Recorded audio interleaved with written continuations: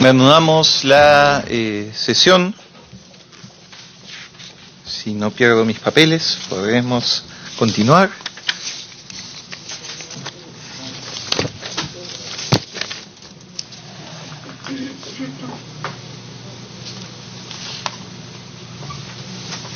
Quiero empezar esta parte de la sesión dándole la bienvenida a nuestros invitados.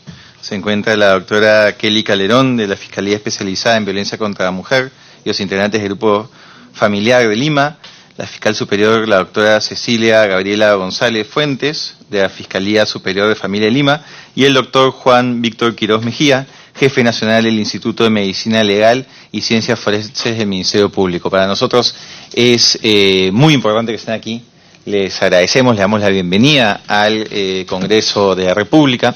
Nosotros estamos culminando el trabajo de esta comisión y necesitábamos escuchar directamente la voz del Ministerio Público. Una cosa es a veces tener la información por escrito, recibir los oficios, pero creo que la oportunidad de estar cara a cara, de compartir, de intercambiar pareceres, enriquece muchísimo, y la idea es que este informe final recoja todas las miradas y todas las experiencias para que pueda ser realmente un aporte al trabajo de todos, tanto de los fiscales como de los congresistas, y en general este informe pueda marcar un antes y un después en la manera como vemos esta seria problemática en nuestro país.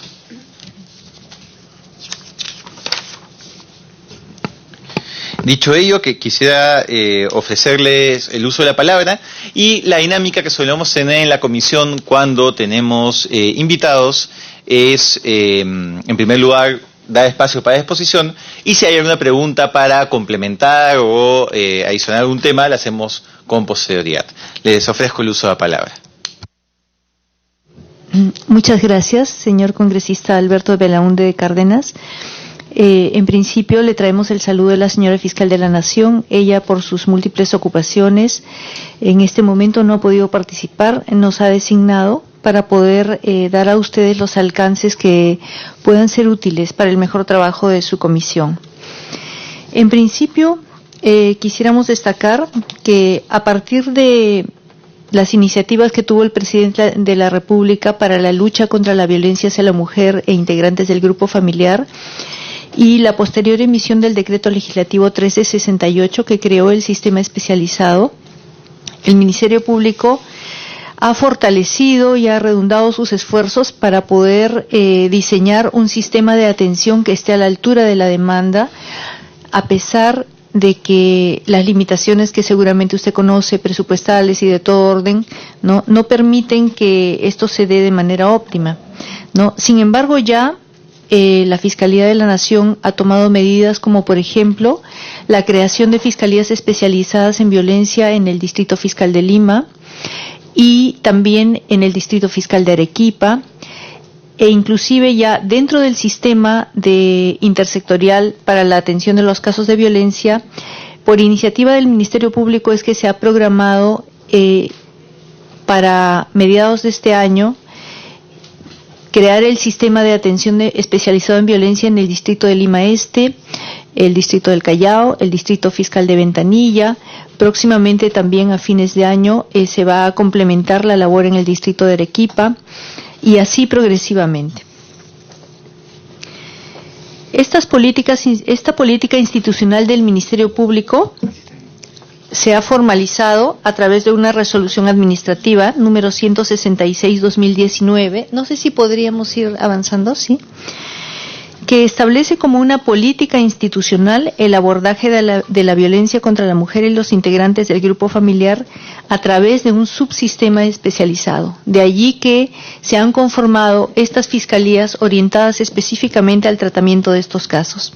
Y con ese propósito también al interior del Ministerio Público se ha conformado una comisión de trabajo por resolución 662/2019 de la Fiscalía de la Nación. Esta comisión tiene como propósito realizar las propuestas para para toda modernización que tenga que traducirse en el ámbito de normativa interna, pero también realizar las propuestas para la conformación de estas nuevas fiscalías con todos los elementos auxiliares que necesitan, en particular los servicios de medicina legal, las cámaras GESEL, laboratorios, entre otros, y a la vez acompañar todo el proceso en cuanto significa la utilización de los recursos públicos, ¿no es cierto?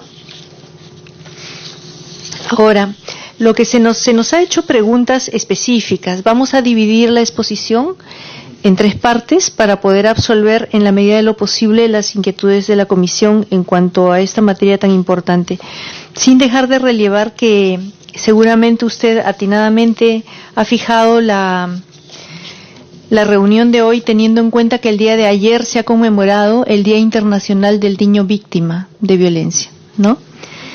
Y lamentablemente tenemos noticias como la que hemos visto el día de hoy de una adolescente holandesa que ha perdido la vida por decisión propia por no haber podido superar las experiencias terribles, negativas de violencia sexual que sufrió desde los 11 años de edad, ¿no? Algo que realmente, como también ocurre con muchos niños peruanos que han sufrido experiencias traumáticas y que inclusive los han llevado al suicidio o al intento de suicidio, no deja de conmovernos, ¿no? Y de motivarnos para tratar de realizar un trabajo mucho más a la altura de las exigencias que nuestra población nos demanda. En primer lugar, se nos ha preguntado ¿cuáles son los estándares probatorios que debe cumplir el Ministerio Público en el caso de delitos contra la libertad e indemnidad sexual de los menores de edad? Pasemos, por favor. Al respecto, es necesario destacar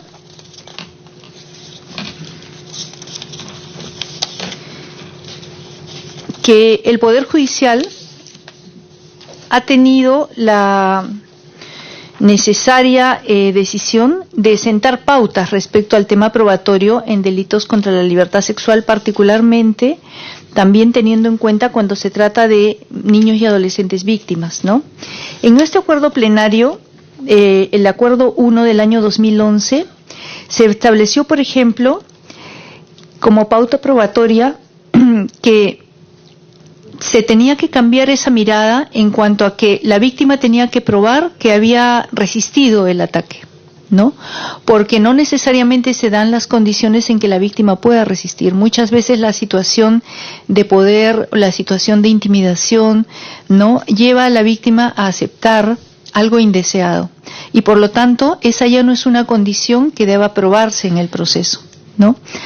El segundo elemento importantísimo que destaca el acuerdo plenario es que la declaración de la víctima es el medio probatorio más relevante e inclusive la declaración de la víctima podría posteriormente modificarse sin que eso signifique que necesariamente tenemos que asumir que la verdadera condición del imputado es de inocencia, porque en ese lapso que lamentablemente lleva muchas veces con necesidad, pero en otras se extiende demasiado el proceso, suceden muchas cosas en la vida de la persona. El simple hecho de que quizás no tiene la protección adecuada permite en muchos casos que la víctima siga compartiendo el ambiente, el hogar donde puede estar el agresor o donde cercanamente podría estar el agresor, o que hayan circunstancias como circunstancias económicas o de otro tipo que hagan que los familiares, las personas cercanas promuevan en la víctima un desistimiento.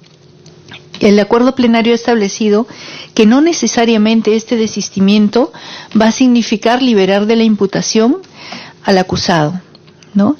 Y tienen que tomarse en cuenta varios factores, por ejemplo, los factores que determinan la credibilidad de la declaración, cuando no concurren otros elementos que nos hagan suponer que podría haber un motivo por el cual se está imputando un delito a un inocente, ¿no? Ahora, desde el punto de vista del Ministerio Público, un elemento relevante para nosotros y el primer espacio en el cual garantizamos que esta declaración de la víctima pueda darse con todas las condiciones necesarias para poder recibir el detalle de lo ocurrido, para poder tener un elemento de prueba válido, importante, es el espacio de la Cámara GESEL.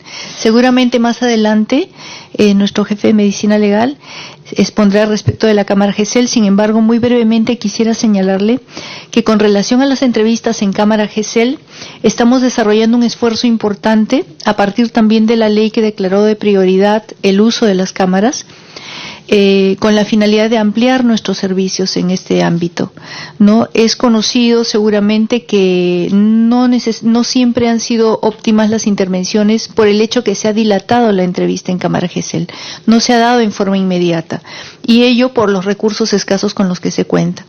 Sin embargo, estamos tratando de mejorar en este aspecto, y particularmente tratándose la entrevista en cámara GESEL para niños, niñas y adolescentes, el Ministerio Público garantiza la presencia del fiscal de familia. La presencia del fiscal de familia determina no solamente que el niño pueda tener un aliado en cuanto a la defensa de sus derechos y también para la interpretación de alguna situación que pueda darse particular en atención a su condición de una persona en desarrollo, sino que además, cuando se advierte que a este niño le acompaña alguna otra condición de vulnerabilidad, ¿no? Por ejemplo, una condición que amerita un tratamiento desde la mirada de desprotección familiar, es el fiscal de familia el que promueve este tipo de acciones en paralelo, ¿no? Puede iniciar una investigación con el concurso del Ministerio de la Mujer para poder brindarle a este niño adolescente ese ámbito de protección que está necesitando más allá de la condición de vulneración por el propio delito. Luego, otro aspecto de la Cámara GESEL también son las condiciones en las cuales tiene que recibirse una declaración. Las Naciones Unidas, en el desarrollo de la Convención de los Derechos del Niño, han dictado pautas para poder desarrollarlas, todo tipo de entrevistas o declaraciones de niños y adolescentes. En primer lugar, se tiene que tratar de una declaración voluntaria, pero para que esta declaración sea voluntaria, previamente el niño tiene que ser informado de las características de la entrevista, ¿no? A grandes rasgos de qué va a tratar la entrevista, para que él pueda tomar una decisión de participar o no en ella, ¿no? Y cuando es necesario, en casos de víctimas que han sufrido severos daños, por ejemplo, los casos de trata de personas, entre otros, e inclusive de violencia sexual, la víctima también podría estar acompañada por un operador de la Unidad de Protección y Asistencia a Víctimas y Testigos, ¿no? Que cumple este rol.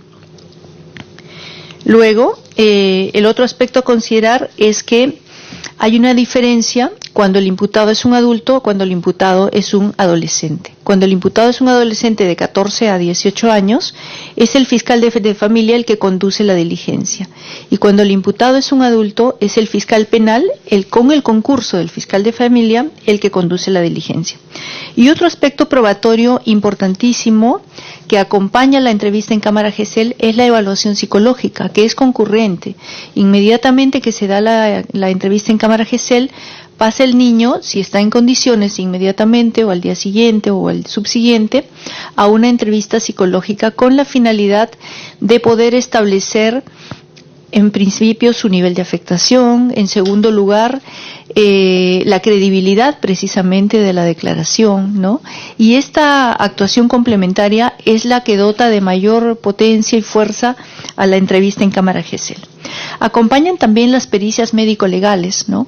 Sin embargo, el acuerdo plenario también nos ha dado luces en cuanto a que no necesariamente la falta de una pericia médico-legal de evaluación física va a determinar que tenga que absolverse a un imputado, ¿no? Porque esta pericia será necesaria o será muy pertinente para acompañar el hecho cuando, por ejemplo, se tiene que ver que ha mediado también una situación de violencia física que ha dejado huellas. Entonces, cómo no, esa pericia va a ser importantísima.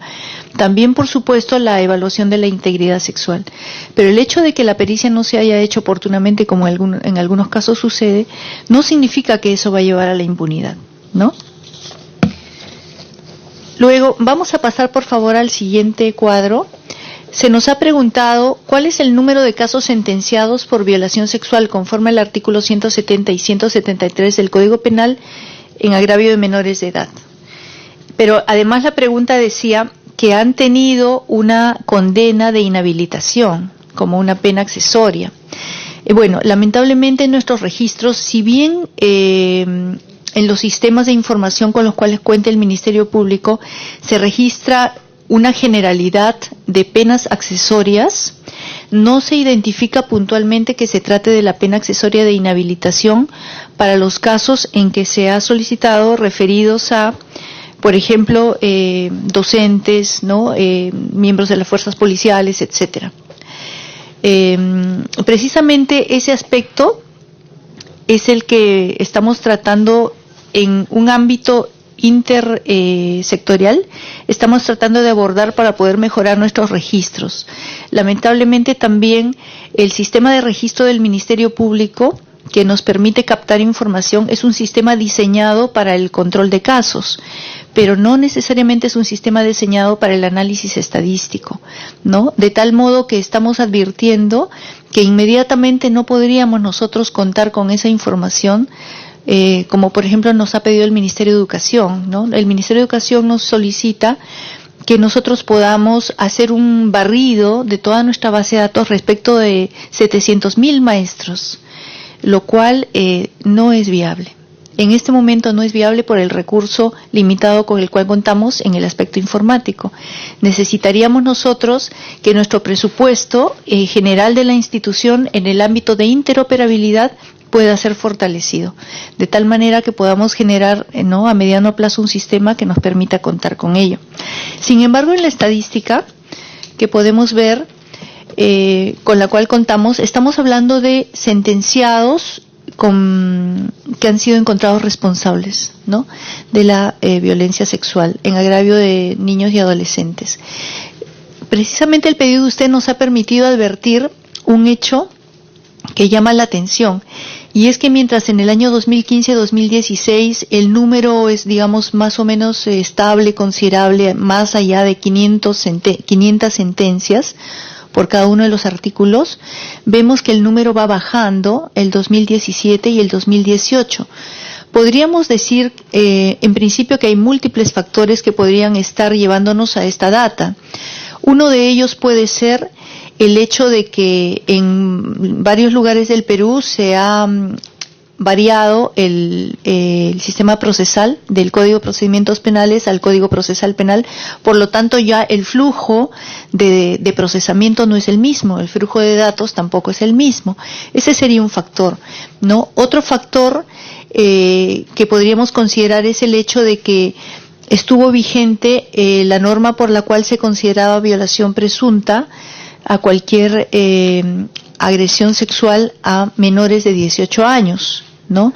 Sin embargo, eso fue posteriormente corregido y a partir del acuerdo plenario también se dio la interpretación en el sentido de que cuando se trataba de relaciones sexuales consentidas entre personas que sí tenían un vínculo afectivo, no teníamos que considerarlo un hecho de violación.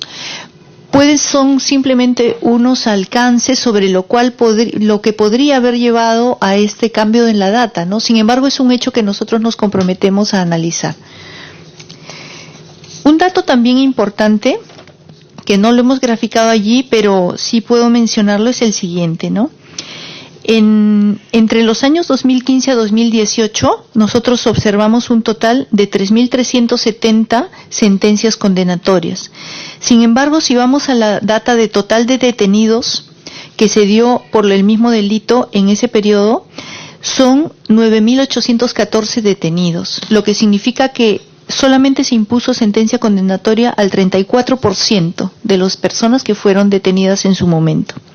También tenemos un dato sobre detenidos en flagrancia en el mismo periodo, que son 5.624. Eso representa que casi el 60% de las personas que fueron detenidos en flagrancia fueron condenadas, ¿no? Seguidamente, vamos a tratar sobre el delito de seducción. Si vemos el delito de seducción en el siguiente cuadro, realmente son muy pocos casos los que han merecido sentencia por delito de seducción entre los años 2015 y 2018. Podríamos decir casi que el delito ha desaparecido, ¿no es cierto? Pero ello quizás también guarda relación, primero con la evolución de la figura penal, porque el tipo penal fue cambiando en el tiempo. Originalmente el tipo penal se concibió como la relación sexual que se tiene mediante engaño, pero se mencionaba una característica de, digamos, moral, ¿no? Porque se hablaba de una joven de conducta irreprochable. Cuando se eliminó esta figura en el tipo penal, simplemente quedó el sistema del engaño, ¿no? Y esta interpretación de lo que significa el elemento engaño dentro del tipo penal ha tenido todavía una restricción mayor a partir de una sentencia vinculante de la Corte Suprema del año 2005, que seguramente usted conoce porque precisamente nos pregunta cuál es el criterio del Ministerio Público con relación al engaño. Definitivamente el Ministerio Público siempre va a tener una mirada de protección a la víctima y sobre todo si la víctima es niño, niña o adolescente. Por lo tanto, el Ministerio Público apela en todos los casos a una interpretación amplia de la posibilidad o el término, de las posibilidades que el término engaño representa, ¿no? No necesariamente, como lo dijo la Corte Suprema, solamente engaño en cuanto a al hecho mismo de contenido sexual, sino un engaño en cuanto a la motivación que podría haber llevado al niño, al adolescente, en este caso, a determinarse a mantener estas relaciones sexuales, ¿no? Y imaginamos que ello va en consonancia seguramente con la mirada de protección que aquí en la comisión también se tiene al respecto. Voy a dar paso a la doctora Kelly Calderón, que va a continuar la intervención. Gracias, doctora. Adelante. Le pido... Muchas gracias. Con su venia, señor presidente de la comisión. Bueno, a partir de este momento vamos a desarrollar los siguientes puntos que fueron materias de solicitud por parte de la comisión especial, indicando respecto a las estrategias de coordinación previstas entre la actuación fiscal y la justicia comunitaria en zonas rurales y de comunidades campesinas y nativas para la investigación de delitos contra la integridad sexual. Al respecto, informar que mediante resolución de la Fiscalía de la Nación número 2136-2013 del 25 de julio del año 2013, se creó en el Ministerio Público el Centro de Asuntos Interculturales, Comunidades y Rondas Campesinas del Ministerio Público, conocido como CAIM, el cual tenía precisamente entre sus funciones presidir, convocar y organizar reuniones de trabajo con las comunidades y rondas campesinas a nivel nacional y con especial énfasis en las regiones de Ancash, Apurímac, Arequipa, Ayacucho, Cajamarca, Amazonas, Cusco, Huánuco, Junín, Lambayeque, La Libertad, Puno y San Martín, con el propósito de precisamente fortalecer este diálogo que debe existir entre la justicia especial y la justicia ordinaria, procurando consolidar un sistema de justicia que responda a la realidad pluriétnica y pluricultural de nuestro país, en el cual se logre efectivamente una correcta administración de justicia, pero a la vez con debido respeto a los derechos humanos de las víctimas, de los imputados y de la comunidad en general. Ello nos ha permitido, por favor la siguiente, generar mecanismos de articulación entre la comunidad y los comités de autodefensa. En realidad, lastimosamente, el cuadro no se aprecia mucho con nitidez. Las actividades que ha venido desarrollando nuestro Centro de Asuntos Interculturales, Comunidades y Rondas Campesinas. Sin embargo, al respecto puedo puntualizar que en primer lugar constituyó una prioridad para el Ministerio Público realizar el diagnóstico situacional en los distritos fiscales en los cuales venía operando nuestro Centro de Asuntos Interculturales. ¿A efectos de qué? De conocer las necesidades y cuáles eran las demandas que existía en dichas zonas. Posteriormente a ello, la suscripción de convenios entre el Ministerio Público y las rondas campesinas que permitirán el establecimiento de este diálogo horizontal con ellos. Un aspecto fundamental de este acercamiento entre la justicia ordinaria y la justicia especial es, en primer término, la capacitación, para que se comprendan las dinámicas de los derechos humanos y podamos de esta forma a reconocer a esta justicia especial, pero en un marco pleno de protección a los derechos humanos de las víctimas, de los imputados y, reitero, en realidad de la comunidad. Estas capacitaciones nos iban a permitir aterrizar en una elaboración de un manual operativo de coordinación entre el Ministerio Público y las rondas campesinas, y evidentemente este manual operativo iba a ser materia de monitoreo, de acompañamiento y de seguimiento para efectos de verificar el efectivo cumplimiento de los compromisos asumidos recíprocamente, tanto por el Ministerio Público, tanto por los representantes de las rondas campesinas. De esa forma, tenemos como una de las tareas pendientes, precisamente, aprobar esta propuesta de plan de trabajo que ya está diseñada, pero a ello también vamos a sumarle la creación de un registro de servidores públicos institucionales indígenas, así como un registro de traductores de lenguas originarias.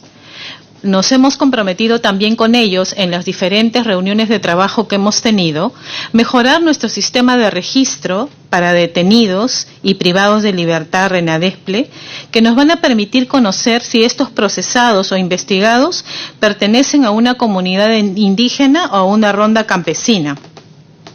Asimismo, nos hemos comprometido en este proceso de mejora continua y de acercamiento y de diálogo horizontal con ellos, lograr la traducción de los links referidos a las denuncias virtuales a los idiomas quechua, aymara, y ahuajún, lo que va a permitir a los ciudadanos de estas comunidades obtener la información o poder presentar la denuncia haciendo uso de los mecanismos virtuales en caso ellos lo tuvieran a bien realizar.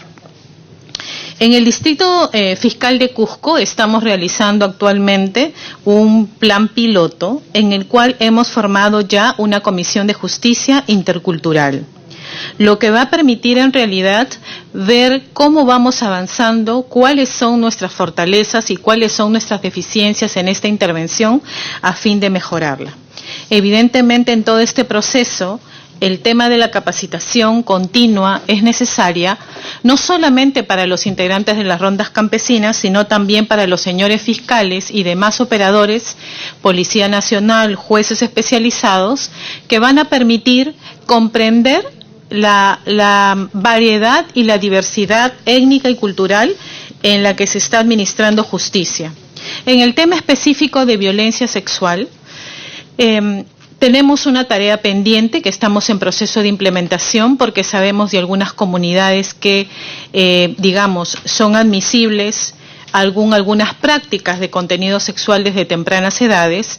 Sin embargo, a nivel de el Instituto de Medicina Legal también existen las posibilidades de realizar estos protocolos de pericia antropológica cultural, lo que va a permitir precisamente determinar cuándo una conducta punible o típicamente de acuerdo al Código Penal ha estado efectivamente condicionada o no por aspectos culturales y ello no sea utilizado por el imputado como una excusa para pretender eximirse de responsabilidad penal, ¿no? En cuanto al punto siguiente, referido al número de intérpretes de lenguas indígenas o originarias con las que cuenta el Ministerio Público, indicar que en vista de que no son hasta el momento muchos casos los que han sido materia de requerimiento de traducción, el Ministerio Público por el momento no cuenta con intérpretes de modo permanente. Sin embargo, en el decurso de las investigaciones, los señores fiscales ya han sido debidamente informados que cuando tengan el requerimiento de alguna traducción a alguna lengua específica, bastará que ellos requieran el servicio con la anticipación de 5 días para que el intérprete esté a disposición de los despachos fiscales correspondientes a nivel nacional y de esta forma se pueda atender de manera oportuna el requerimiento de este servicio.